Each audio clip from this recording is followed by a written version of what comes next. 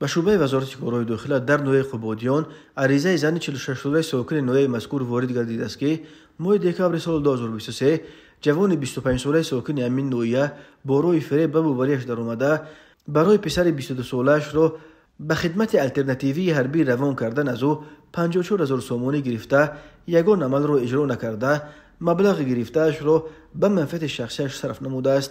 نسبت گمان برشونده پرونده جنایتی با قسم 4 ماده 247 کودکس جنایتی جمهوری تاجیکستان آغاز کرده شده تفتیشات ادامه دارد. شب 2 ایون سال 2024 تقریبا ساعت 22:20 راننده افت-ماشین تمغه اوپل استرا حیدرعلی رسول سال تولدش 1981 ساکن نوحه باباجان غفورов هنگام حرکت در حدود جماعت دهات اسماعیل نوحه مذکور از عهده اداره واسطه نقلیات نبر آمده دوچرخران مرجبوف علی جان سال تولدش 1982 ساکن امین نوحه را پخش نموده است.